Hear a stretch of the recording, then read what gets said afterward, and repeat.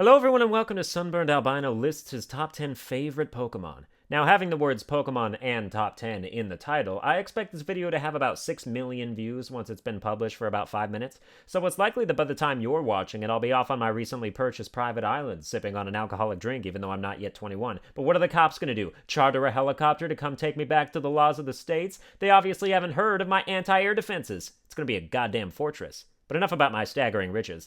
These Pokemon are just my favorites. Nothing to do with stats, just the ones I love the best. And if I'm pronouncing any of them wrong, I don't care what the anime says, it sounds right to me. Number 10. Unfezant. You want to know why I pronounce it this way? Because when I look at this Pokemon's name, I see a German origin. Unfezant, einsetzen, aerial ace! Whether or not it's actually there is irrelevant. The fact is, Unfezant looks like a Nazi general. Tell me you can't see it wearing the uniform and giving a heil with its wings. At least a female version. Even the male-female visual sprites are spot on with German culture. The females are imposing and sturdy, and the males wear masks to keep from being identified and tried for their war crimes. Say what you will, but Game Freak does their historical research. Number 9. Banette. I think Banette is adorable, and there's nothing goth about me. The etymology of Banette is that it's a plush doll that was thrown away by a child, that became so full of hatred, it brought itself to life, which is basically my life story. Pokemon with specific backstories like that are so much fun to analyze, and if you pay attention to detail, you can learn even more about them. For example, Banette's tail always sort of looked weird to me, but after I thought about it for a bit, I realized that the tail is actually made of the doll's own stuffing.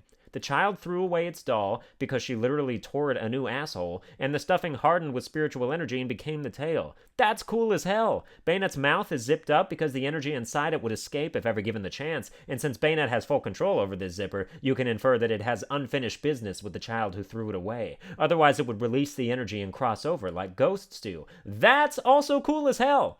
The more I write this summary of Banette, the more I want to move him up in my list, but that would require deleting a few sentences, so I'll pass.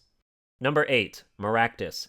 Maractus is a cactus with a flair for Mexican cockroach music that serves a dual purpose of scaring away flying-type predators, as well as setting the theme for your quinceañera. It's also the cutest anthropomorphic representation of an arid sand tree I've ever seen. My Hispanic friends all really like Maractus, but they also think Lombre is cool, so maybe you can't trust them. Number 7. Seviper. Zangoose or Seviper, Mongoose or Cobra, Montague or Capulet. Seviper and Zangoose are embroiled in an eternal struggle for species dominance, a fact that is based off the real-life feud between mongooses and cobras. It's not really a feud as much as a situation in which both animals could realistically eat each other, but why not spice up the story a bit? Even though I hate snakes in real life, I had to pick Seviper because its look and coloration is just spot on. Those sinister eyes, that dangerous tail, everything about it speaks to all the right parts of my evil psychopathic psychosis. Number 6. Accelgor. Remember that episode of Black and White with the Vigilante and his Accelgor? That needs its own spin-off series. Accelgor is no question the coolest bug-type Pokemon to have ever existed, and I'm not sure how you can ever top it. It's a goddamn mummified ninja snail that just happens to be the fastest non-legendary Pokemon there is. It strikes a lot of the same visual chords that Seviper does, in that the coloration and design is just so extraordinarily perfect that I can't ignore it. Also, it has an upside-down cross on its head, and it seems to call out to me in a strange way. I hear voices in my dreams sometimes, wake up in cold sweats, but I'm sure it's nothing. Number 5. Mega Camerupt. When Kokoro first started teasing Mega Evolutions, I would sort of haphazardly look them up online and see what Game Freak could come up with. I was kind of indifferent about Megas for the most part, it just seemed like a cool way to draw up some alternate designs for Pokemon. Then I saw Mega Camerupt and I fell in love. This thing looks like Eeyore fell in a volcano and was resurrected by the volcano's god in order to become his champion. Mega Camerupt is the champion of a volcano god.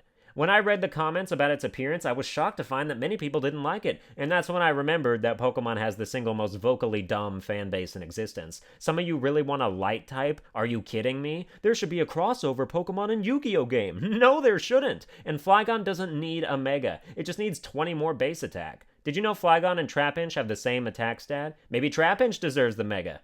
Mega Camerupt is the best design for a Mega I have yet seen. It's on my Alpha Sapphire team, and I breathe a little heavier every time I watch it evolve. Number 4. Mienshao. Mienshao is a graceful delight. Its name literally means dignified martial artist. It also wrecks everything in its path. I like to win battles in as few turns as possible, so my favorite Pokemon to battle with are fast ones who can deliver one-hit knockouts. Mienshao is terrific at that, and at being a ribbon weasel. I have a dream team, and Mienshao is the lead. Number 3. Delibird. Oh my god, a penguin with a beard. And it comes bearing gifts?